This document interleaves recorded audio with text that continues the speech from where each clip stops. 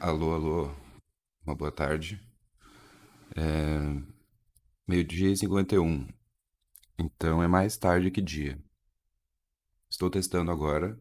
Inclusive, caso vocês queiram me dar um feedback, né? Ficaria muito feliz com o feedback em relação ao som, porque agora eu estou usando as minhas novas ferramentas, né? Da minha placa de vídeo. Para quem não sabe, eu comprei uma placa de vídeo no Black Friday que esgotou, né, centenas de placas de vídeo em menos de um minuto. Mas eu fui cagão o suficiente e consegui comprar. Aí, eu, seguindo as instruções do meu assessor Cabeça, né? Quem assiste às lives conhece o Cabeça. Ele me mandou baixar um bagulho que se chama NVIDIA Broadcast, que ele é feito para streamer, né? Então ele é feito para suavizar o som, aliviar o ruído.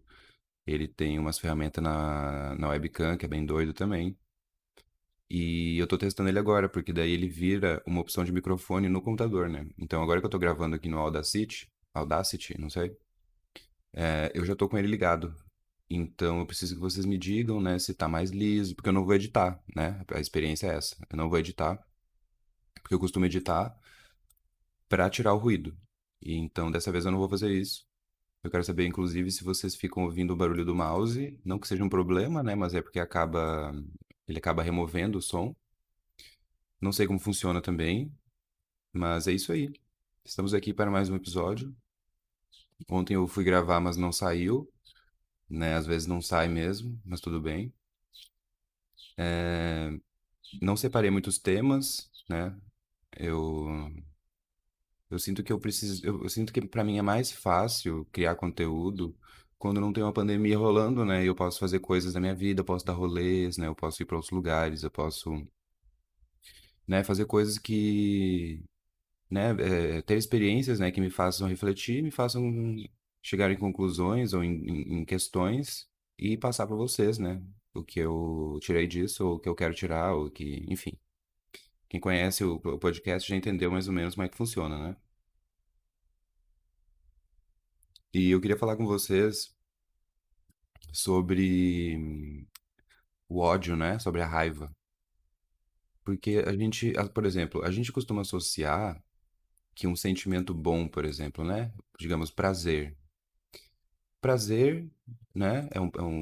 Tu se sentir com prazer, tu se sentir, sei lá, excitado, tu se sentir feliz, tu se sentir animado. São sentimentos bons, né? Sentimentos que te causam coisa boa na cabeça. Tu fica empolgadinho, né? Tu fica animado. Quando tu tá triste, quando tu tá na merda, quando tu tá desesperado, são sentimentos ruins, né? Mas e o ódio? E a raiva? É um sentimento. Aí eu tô falando por si só, né? Isoladamente, não tô entrando em outros critérios. Sentir ódio, sentir raiva, estar puto da vida, é bom ou é ruim? Porque eu cheguei na conclusão de que é muito gostoso estar puto da vida. É muito incrível estar morrendo de ódio de alguém. Principalmente se tu consegue meio que exercer esse ódio, né? Pra outra pessoa, no caso. Mas me entendam aqui que eu estou falando isoladamente né, da sensação, do estado de espírito de ódio. Tu tá puto. Eu acredito que seja um dos sentimentos mais gostosinhos que tem, porque as pessoas fazem muita merda quando estão com ódio. As pessoas se deixam levar por esse êxtase da raiva, né? Por esse êxtase do ódio, de ficar puto da vida. E elas só fazem isso porque é bom, né?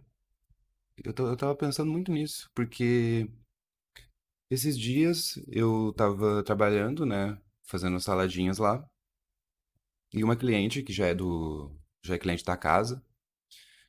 Era um domingo, né? Então já é um dia que eu entro mais cedo e tal. E o restaurante fecha às 8h30.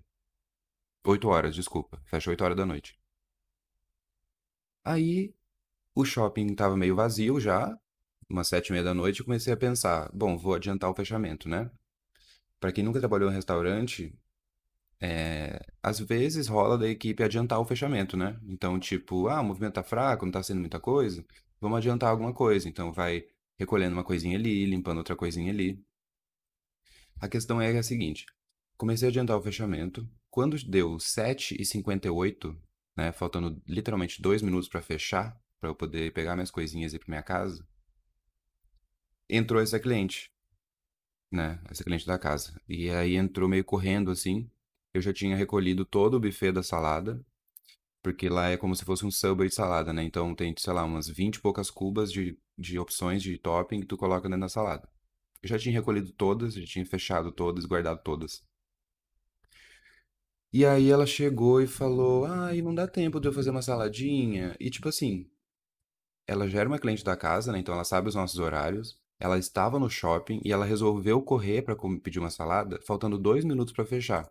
Então eu não vou nem entrar em detalhes aqui do quão filho da puta é fazer isso, porque quando eu falo sobre isso no Twitter, é engraçado que tem uns engraçadinho, que obviamente nunca trabalhou em restaurante, obviamente tá cagando pro funcionário que trabalha em restaurante, que fala que tá mais que certo, porque se fecha às 8 é às 8 e 7h58 é 7h58.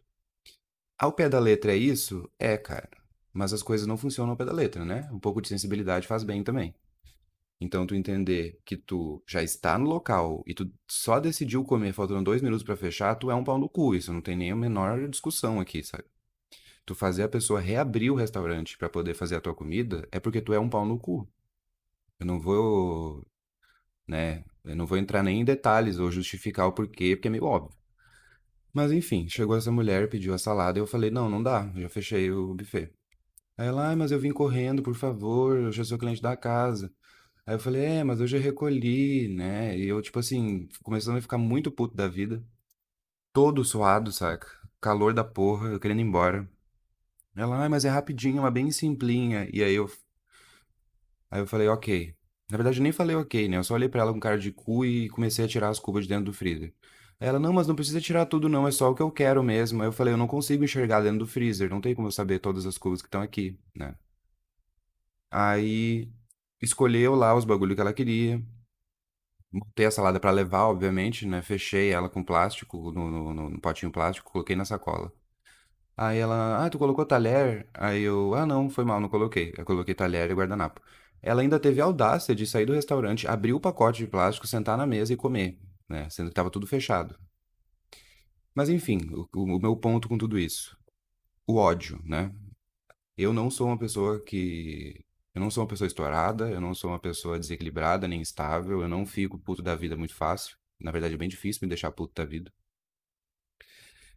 E esses dias eu tava procurando na internet, que um amigo meu tá estudando umas pira de ocultismo, de hermetismo e bruxarias e tal. Inclusive, um dia eu vou chamar ele pra vir aqui conversar com vocês. Quer dizer, conversar comigo, né? E vocês vão ouvir. E ele tava falando sobre sigilo, né? Aqueles desenhinhos lá, aqueles selos, eu não sei como é que funciona. E eu procurei na internet como é que funcionava mais ou menos, né? E aí num vídeo que eu vi, a pessoa fala que quando tu faz o teu sigilo, tu precisa meditar, né? Energizar ele com alguma coisa. E tu precisa energizar ele num estado de... É gnose o nome? Deixa eu ver aqui. Eu acho que é isso. Um estado de gnose é um estado meio que de êxtase, digamos assim. Então é como tu tá sentindo algo muito puro, né? Quando tu tá muito excitado no orgasmo, por exemplo, ou quando tu tá muito triste, ou quando tu tá muito feliz, ou quando tu tá... Enfim, pelo que eu entendi é isso, né? Se eu estiver errado, me corrija. E aí eu me lembrei disso, porque eu tava puto da vida, saca? Eu tava bufando de ódio. E aí eu pensei, caralho, olha que loucura, né? Eu toda maneira toda maneira que eu raciocino, né? Toda a minha linha de raciocínio, toda a minha maneira de pensar tá distorcida. A maneira que eu falo tá distorcida. A minha visão das coisas tá distorcida. Eu tô completamente tapado de ódio, saca? Eu tô completamente puto. E aí eu comecei a meio que, lembra que eu falei pra vocês, né? Além de sentir uma sensação, vislumbra ela, né? Olha pra ela. E eu comecei a olhar pra aquele ódio todo, porque é um sentimento raro pra mim. Eu não costumo ficar puto, né? E aí eu tava com a cabeça pulsando, assim, saca? O coração a mil, vermelho de raiva. E eu comecei a refletir. Eu pensei, caralho, olha que delícia esse estado, cara. Dá vontade de sair correndo por esse bairro e dar um soco na cabeça do primeiro que aparecer. Tipo, que delícia isso, saca? E aí que eu comecei a refletir sobre essa questão do ódio, né? De que o ódio não é uma sensação ruim. Na verdade, é uma sensação ótima. Eu acho que muitas coisas na história aconteceram porque alguém tava com muito ódio. E aí, né, em momento algum destratei a cliente nem nada, mas eu baixei minha bola um pouco e fiquei respirando fundo assim e fiquei tipo, Caralho, cara, eu tô. É como se tu tivesse num estado de adrenalina, né? Como se tu tivesse muito feliz ou muito triste. É uma coisa muito intensa, né? Um sentimento muito cru, assim, que tu tá sentindo. E eu comecei a refletir sobre isso, né? Eu fiquei pensando, nossa, será que eu consigo energizar meu sigilo puto da vida? Porque isso aqui é legitimamente uma sensação muito intensa, saca? E eu cheguei na conclusão de que é uma das sensações mais gostosinhas que tem. É tu tá completamente passado de ódio, saca? E aí eu acho que o grande êxtase disso, num cenário fictício, é de eu poder pegar uma bandeja e dar na cara da cliente. Aí eu acho que esse seria o orgasmo do ódio, saca? Esse seria o momento da raiva suprema, assim, que tu simplesmente põe em prática, né? Tu põe num âmbito físico o tanto que tu tá puto. Mas ao mesmo tempo, comecei a refletir e pensei, caralho, é. Eu acho que da mesma forma que é fácil de tu ir na onda por estar muito felizinho e fazer merda, né? Ou tu tá, né, na onda de estar muito triste e ficar muito depressivo, ou muito na bad, sei lá. Ou de tu tá muito, sei lá, o cara tá. O casal lá tá muito excitadão e transa sem camisinha e engravida porque eles foram naquela onda, sabe? Eles foram ali naquele tesão do momento e eles não refletiram sobre o uso ou não da camisinha, por exemplo. Entende o que eu quero dizer? Sobre o tu não vislumbrar a sensação, tu só ir na onda. Então é muito fácil tu ir na onda quando tu tá felizinho. Para algumas pessoas é mais fácil ir na onda quando tu tá triste, né? Pra tu fazer merda, que tu tá muito na bad, depressivo, sei lá. Só que eu acho que um dos mais difícil de se controlar é do ódio, saca? É um dos mais fáceis de tu entrar na onda. De tu ir além, saca? De tu fazer merda. De tu agir, né? Sobre aquilo. E, enfim, né? Só uma reflexão aqui, porque eu acho que é um sentimento que ele fica numa linha meio cinzenta, assim, né? Pra falar de tristeza é uma coisa, é um extremo, pra falar de felicidade é um extremo, mas o ódio, ele não necessariamente está atrelado a uma tristeza, né? Uma felicidade. Ele tá atrelado a ódio, a ficar puto da vida, sabe? Enfim, respirei fundo lá e fiquei pensando, né, no poder que o nosso cérebro tem, sei lá, porque quando tu leva um susto, né? Quando tu leva um cagaço, alguma coisa, e aí em poucos segundos o teu corpo inteiro começa a, tipo, gerar adrenalina e tu começa a ficar com os instintos muito mais aguçados e tu começa a suar e tudo aquilo é instantâneo, né? O teu cérebro soltou aquela bomba de coisa na tua cabeça. Então, sei lá, eu consigo, em partes, compreender pessoas que são estouradas porque parece que é um clique na cabeça, né? E aí aquele clique ali, se tu não olhar muito pra ele ali, se tu não prestar atenção, ele vai aumentando, né? E tu vai ficando cada vez mais puto da vida. Enfim, se tu é estouradinho, se tu é griladinho e tal, me manda um e-mail, cara, me fala como é que é a experiência de ser instável, porque por mais que seja uma sensação meio que rara pra mim, né? Porque eu me considero uma pessoa meio controlada, eu não me permito ser instável, né? Então, se eu tô ficando muito triste, muito feliz ou muito puto, eu começo a observar, né? O que que tá acontecendo. E só pra reforçar essa questão, né? Tipo, vislumbre, né? Dá uma olhadinha pra sensação, não só engole ela e age a partir dela, né? Tenta entender um pouco melhor como é que isso tá funcionando. Pelo menos foi bom pra mim. Eu também queria falar com vocês sobre. Eu tô assistindo ultimamente muitas coisas na internet relacionados a ofícios meio que práticos artesanais, assim, né? Uma coisa meio técnicas é que não é bem artesanato, né? Mas digamos, como se faz uma marreta de madeira. E aí tem todo um vídeo que um cara mostra como que ele faz uma marreta. Ou então, como que se faz um barril. E aí eles vão falar com um maluco que já faz barril há um tempão e usam técnicas antiguíssimas e fazem os baús perfeitos, os barris perfeitos. Eu não sei se eu falei barril ou baú, mas é barril. E aí eu fiquei pensando que num mundo totalmente virtual, como a gente está hoje em dia, né, no geral, assim, tecnologias e globalização, eu cheguei na conclusão de que os profissionais mais, eu não sei muito bem qual que é a palavra, né, talvez eu até não me expresse muito bem, Mas eu acho que os profissionais com a maior satisfação prática do que fazem são justamente as pessoas que fazem coisas, fabricam coisas manualmente, sabe? Que seguem técnicas antigas, né? Que reproduzem coisas, objetos que sejam da mesma maneira que há muito tempo atrás, com técnicas que foram sendo melhoradas ao longo do tempo por acerto e erro, para chegar numa perfeição técnica ali, né? Eu não consigo imaginar o como que uma rotina de trabalho pode ser mais prazerosa que isso, né? De tu carregar um peso naquilo que tu faz, de tu fazer um negócio de extrema qualidade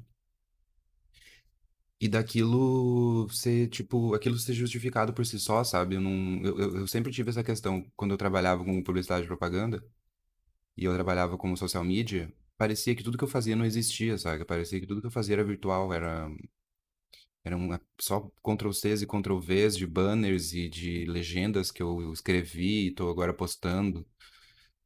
E nada daquilo ali me mostrava um retorno palpável, sabe? Parecia que era uma coisa que realmente não existia, era um trabalho que era virtual, sei lá. E só deixando claro que eu tô colocando meu parecer aqui, né, galera? Não, também não tô desmerecendo isso, tu trabalha como designer gráfico e só faz coisa no Photoshop, ótimo, beleza. O que eu quero dizer é que é toda uma satisfação pra mim. Igual naquele capítulo do podcast, aquele episódio do podcast que eu falo sobre o chartreuse, né? Aquele licor, aquela bebida que é feita há séculos no mesmo lugar, por só dois caras no mundo sabem a receita, e aquilo é feito da mesma maneira, e é consumido no mundo inteiro. Então, tipo, cara, é todo um peso que o bagulho carrega, sabe? Essa parada do ofício, né? Da técnica, da precisão, né? Da perfeição, é simplesmente sensacional, sabe? Eu não consigo imaginar como que um ser humano pode se satisfazer mais com um próprio ofício do que algo do tipo, sabe? De tu não necessariamente passar pra frente, né? Porque às vezes até acontece mesmo de passar pra frente de aprendiz, de mestre pra aprendiz, ou de pai pra filho, enfim. Eu não digo nem especificamente nisso porque acaba sendo muito específico. Mas, tipo, o trabalho do marceneiro, né? O trabalho de um ferreiro, o trabalho de um, sei lá, de um mecânico até, um ofício prático, manual, palpável, com técnica, sabe? Eu acho isso sensacional. É como se fosse uma expressão humana muito foda do trabalho em si, sabe? Tanto que eu percebi que não era pra mim ficar no escritório, né? Não era pra mim ficar na frente do computador no escritório entrando em rede social de cliente. Pra mim é muito mais satisfatório atender cliente, tipo, lidar com o cliente, né? Pessoalmente. E eu pretendo futuramente ter o meu negócio para poder atender os meus clientes, né? Então, esse contato eu acho importante, eu acho legal. E essa parada da técnica pra mim é simplesmente sensacional. Eu tava vendo um vídeo de um japonês que ele faz papel, ele faz tipo tintura, né? Só que ele faz tintura com planta, ele não faz tintura com coisas artificiais. E aí ele tinge papel. E esse papel é usado pra fazer, sei lá, origami tradicional. Então, tipo, é tudo muito extremamente específico. E ele vai contando que ele foi procurando em pergaminhos ancestrais do Japão e da China, sei lá, para tentar desvendar como que os caras faziam uma tintura natural. Então ele estava meio que tentando traduzir o passado, ele estava tentando voltar no passado para poder aplicar técnicas no presente e que técnicas que assustam as pessoas, porque ele consegue fazer tintura violeta, ele consegue fazer tintura azul, ele consegue fazer tintura de tudo quanto é cor, com técnicas ancestrais, saca? E aí ele vai lá e aplica elas com perfeição. Tipo, eu fico completamente chocado com essas coisas. Eu acho simplesmente sensacional. E cada vez mais isso vai ser mais raro, né? Cada vez mais isso vai ser mais difícil de ter acesso. Porque se tu parar pra pensar, é, grifes caras, ou facas caras, ou fogões caros, ou todo tipo de coisa cara de qualidade, geralmente tem uma mão humana por trás, né? Não tem uma máquina necessariamente. Então tu vai ver as melhores facas do mundo, elas são feitas por um cara numa oficina, né? Elas não são feitas numa fábrica. O melhor barril do mundo é feito à mão, né? Ele não é feito em escala industrial. E eu não tô nem entrando nesse âmbito aí de criticar a Revolução Industrial ou, né, a indústria por si só, eu não tenho nenhum conhecimento sobre isso. O que eu quero dizer é que esse fator humano, ele vai ser cada vez mais raro, né? As melhores bebidas do mundo são feitas por humanos, né? Com técnicas muito antigas, com um olhar humano, né? Com um ponto humano naquilo. Não é necessariamente um termômetro e uma máquina que apitam e pronto, o licor tá pronto. Não, né? É um monge que faz aquilo há séculos, ele aprendeu aquilo desde criança e ele sabe fazer aquilo. E ele faz aquilo com perfeição. Eu acho isso muito sensacional, acho isso muito incrível. É uma pena que isso vai se perdendo com o tempo, né? Porque acaba não sendo prático, por mais que seja incrível. E, enfim, eu só queria saber a opinião de vocês aí, né, sobre esse tipo de coisa, porque muitas críticas podem ser feitas, né, tanto positivamente quanto negativamente, mas eu acho simplesmente belíssimo, assim. Eu acho essa parada de tu carregar um peso maior que tu e tu conseguir aplicar aquilo, tipo, sensacional. É simplesmente sensacional, nem tem muito o que falar, saca? Outra coisa que eu queria falar com vocês é que comprei umas garrafinhas, né, a mais no meu bar, falando agora do licor. Eu ainda não comprei o chartreuse porque ele não é tão barato assim. Na verdade, ele é caro. Deixa eu ver aqui quanto é que custa. Um licor chartreuse, ele custa. Ah, vai se fuder, velho. Não, aí não. R$ 680 não, cara. Puta que pariu, não sabia que era tudo isso. Ué, tem um aqui que é R$ 680 e tem outros que são 230, 190. Esse de 190 foi o que eu bebi, que é o amarelo. Uma delícia, inclusive. A galera bebe com gelo e água com gás, sei lá, ou água tônica. Bem bom. E 680, pelo amor de Deus, né? Tem um dó. É porque é na Amazon, né? Deve ter uma tradução do dólar absurdo aí que fica tudo muito caro. Enfim, comprei bebidas novas pro meu bar. Eu tava em dúvida se eu ia conseguir. Na verdade, eu e o João, a gente tava em dúvida, né? Pra quem não sabe, eu moro com o João. O João, ele é bartender. E a gente decidiu montar um bar, né? E aí. Porque eu até marco ele nos tweets, né? Porque tem muita gente que acha que sou eu que faço os drinks, né? E que eu que tenho um bar e que coisa e tal, mas não. Eu só bebo, né? Uma coisa ou outra eu ajudo ele a fazer, mas eu só bebo. E aí a gente comprou umas garrafinhas novas. É, ontem eu já experimentei, né?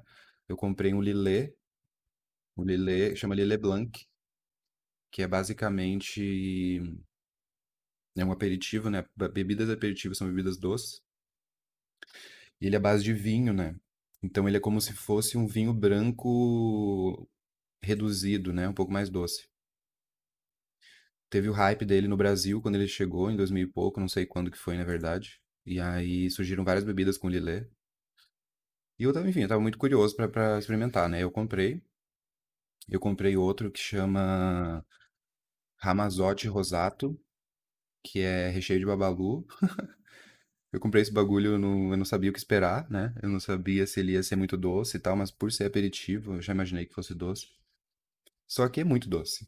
E é tipo, literalmente, recheio de babalu de morango. Ele é feito de flor de laranjeira e hibisco. E bem doce, né? Ele tu pode até confundir com uma coisa meio remédio, meio xarope. Mas eu acredito que tem potencial, né? Se tu tacar uma água com gás, uma água tônica, um limãozinho, eu acho que pode ficar bem top. Enfim, né? Vou atualizar vocês no Twitter sobre as experiências.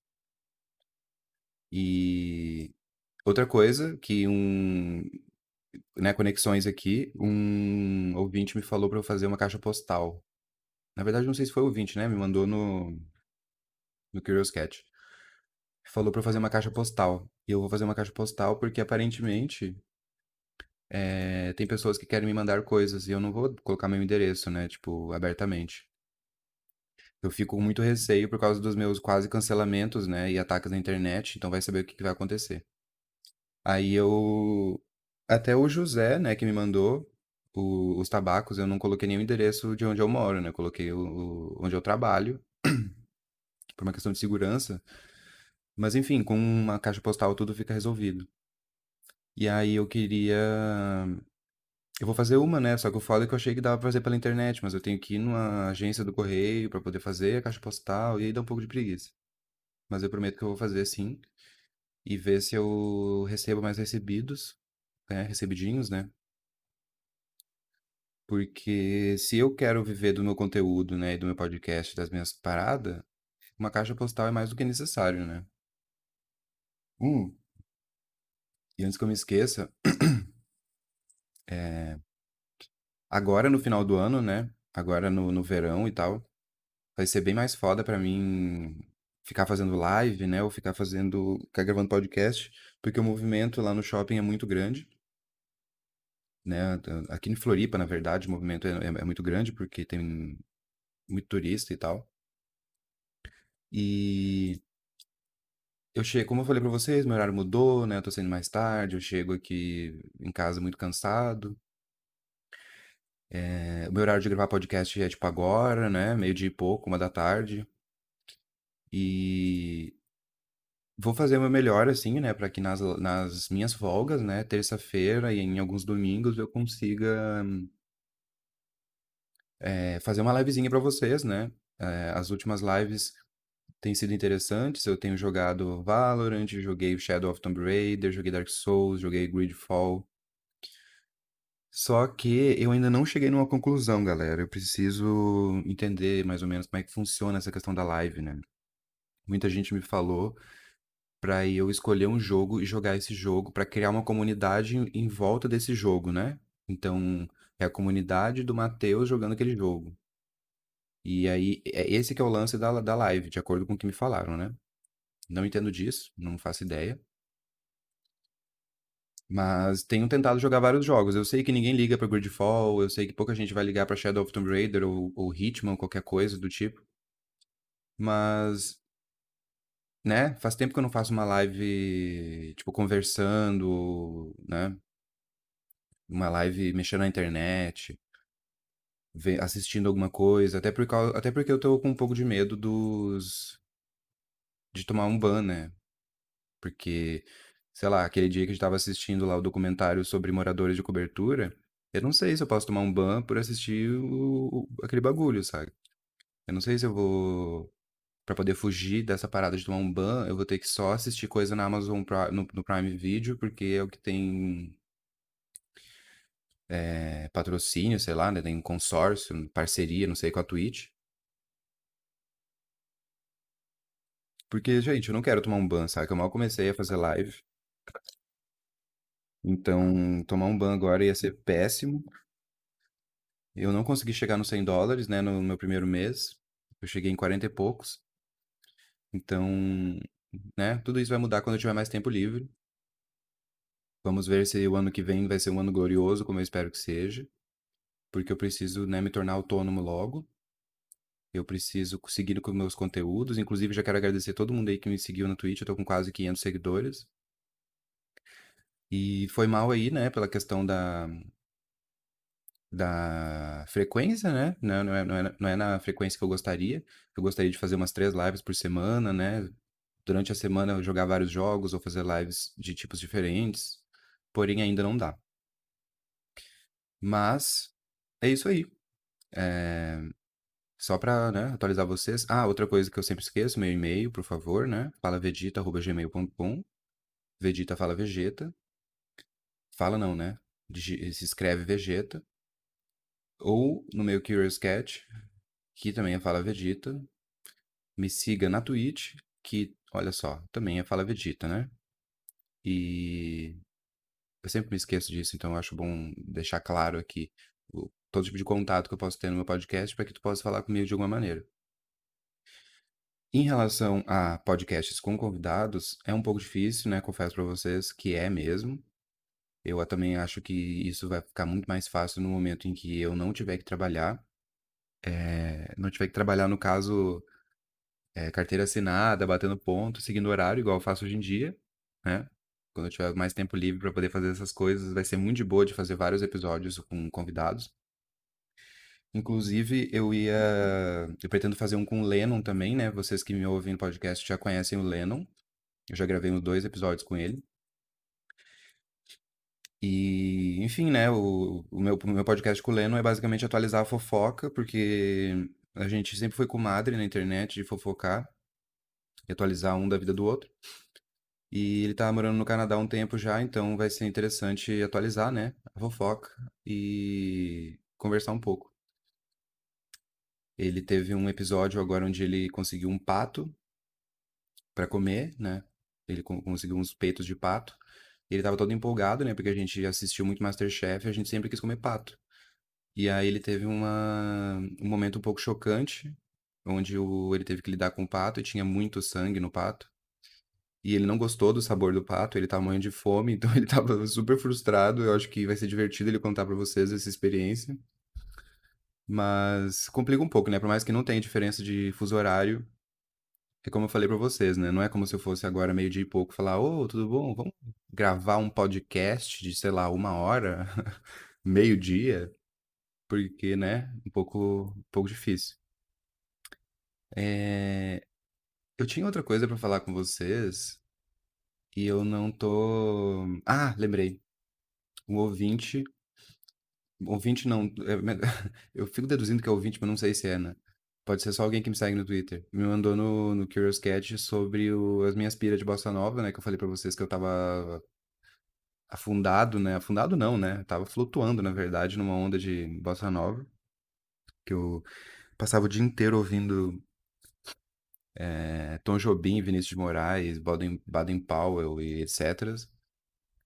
E aí o cara mandou no Curious Cat falando que começou a ouvir também e que achou simplesmente fantástico e que se sentia muito culpado por não conhecer aquilo, né?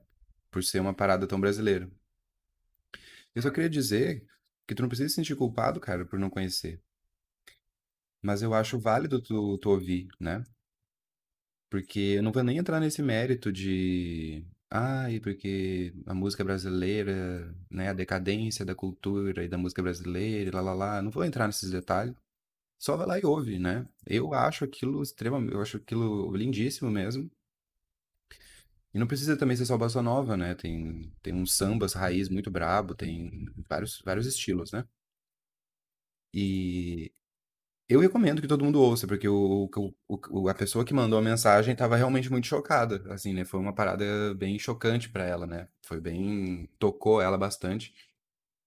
Inclusive, eu acabei de me lembrar porque isso era um tema que eu queria falar com vocês, que é sobre a música, né, te tocar profundamente, né? Não necessariamente por te remeter a alguma coisa, né? Por exemplo, como todo mundo aqui do podcast já sabe, eu já falei algumas vezes sobre isso, eu nunca me apaixonei, né? Eu nunca vivi uma intensa paixão, um amor louco, uma coisa assim. Então, músicas que falam sobre isso normalmente não me remetem a nada, né? Necessariamente. Não é como se, sei lá, tu terminasse o teu namoro e aí tu vai ouvir uma música de corno lá, de sofrido, e aí aquilo te remete, né, ao término e aquilo faz toda a experiência ser mais sofrida, mais intensa. O que eu quero dizer são músicas que te tocam sem te remeter a nada. É só porque elas são lindas por si só. Então, no álbum Afro Sambas, que eu gosto tanto, que é do Baden Powell com o Vinícius de Moraes, é uma parada que fala sobre amor, né? Sobre amar, sobre amor, amar é sofrer, amar é morrer de dor, né? Me faça sofrer, me faça morrer de dor. É tipo, são coisas extremamente dramáticas, né? Extremamente intensas. E que não me remete, né, às sensações que eu já tive. Mas que é lindo por si só, que é espetacular, sabe? Eu acho que isso é mais foda ainda do que quando te remete a alguma coisa. Porque eu acho muito fácil tu, sei lá, eu acho que é sempre mais claro, né? Tu, sei lá, tu terminou teu namoro e aí tu ouve uma música que te lembra do teu namoro. E aí tu fica triste, né? E tu chora ouvindo aquela música porque ela te lembra do teu namoro. Beleza, né? Massa, né? É uma forma de. Uma expressão artística que tá te tocando ali. Mas quando ela não te remete e mesmo assim te toca, eu acho sensacional. Porque daí é cru, né? É aquilo por aquilo.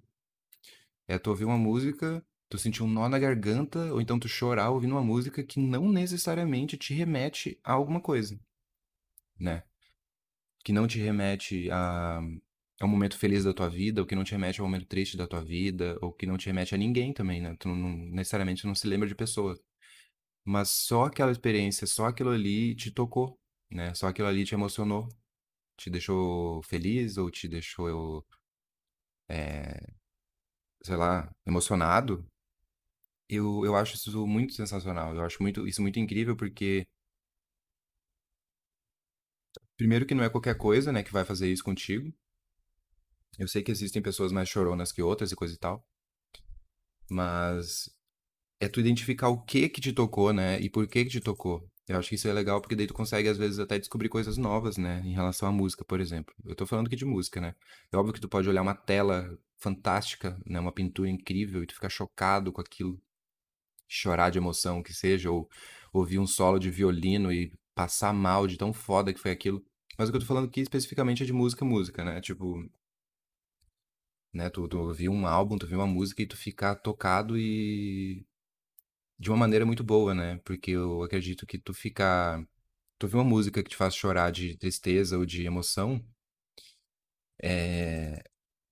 ou de felicidade, né? Eu não coloco nenhum critério de melhor ou pior, ou bom ou ruim, mas se te tocou e te causou aquilo, é porque já foi incrível, né? Porque já transcendeu a música por si só. Agora ela tá te fazendo outras, tá te causando outras coisas.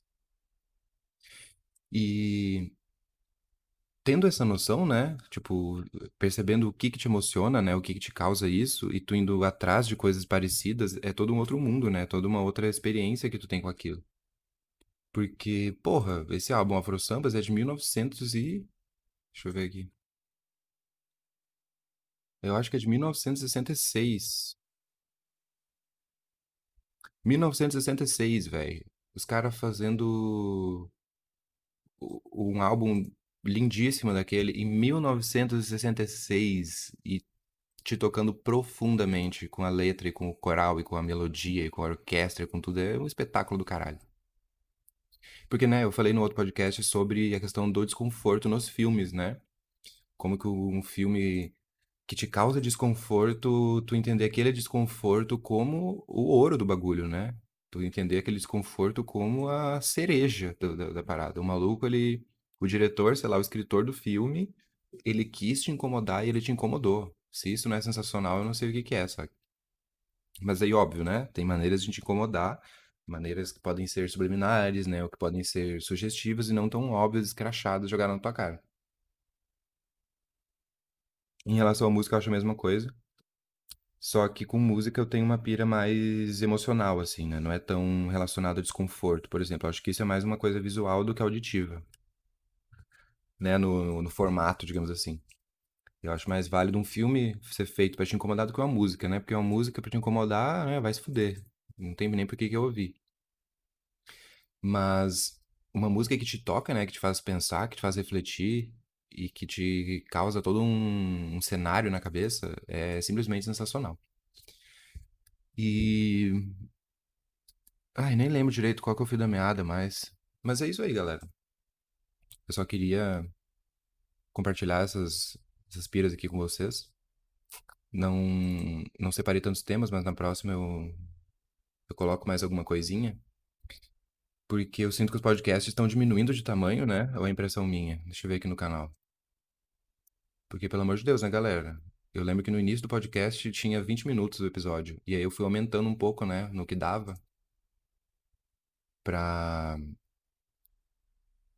Eita, comentaram aqui num vídeo. Deixa eu ver aqui, peraí só um minutinho. Ó, lá no início do podcast, os episódios tinham. Por que que não tá aparecendo? Ah, tá. Tinham 20 minutos, 17 minutos, 23 minutos, 20 minutos. Aí, a partir do Salmão é Cru, que era um episódio, eu comecei a aumentar o bagulho. Então tinha 53 minutos, 55 minutos, 47 minutos, 1 hora, saca? Os episódios foram ficando grandes assim. E depois eles foram dando uma diminuidinha. Então, os últimos aqui, ó.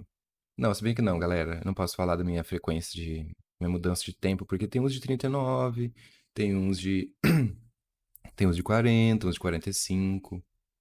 É óbvio que daí os grandões, né, que tem 1h20, 1h30, 2 horas e tal, é porque tinha convidado ou porque eu tava respondendo pergunta, né? Inclusive, nunca mais fiz podcast de pergunta. É, como eu disse também, vocês parecem que nem sentiram falta, né? Então, beleza, vocês que mandam. Porque a parte meio chatinha de fazer episódio de resposta é porque às vezes. Ai, cara, derrubei café aqui. Porque às vezes a pergunta que a pessoa manda é um texto enorme, né? Então não fica uma coisa tão fácil pra eu traduzir num podcast, né? Tipo, sem ter que ler tudo. A não ser que a pessoa esteja realmente contando uma história, por exemplo, né? E aí faz sentido contar a história, né? Faz sentido ler pra contar a história. E... Mas é isso aí, galera. Tô me justificando de novo, eu prometi que não me justifica mais. Tamo junto. Por favor, me falem sobre a qualidade do áudio, porque eu não vou editar esse podcast, tá? Esse podcast, eu dei play nele, falei, e agora eu vou fechar. Em relação a esses ruídos, né? Esses sons do fundo. Porque tem um ventilador ligado no máximo aqui do lado. Tem passarinhos e vizinhos. E bastante vento. Então, me falem, né, se dá pra ouvir isso ou não. Um grande abraço, um grande beijo e até a próxima.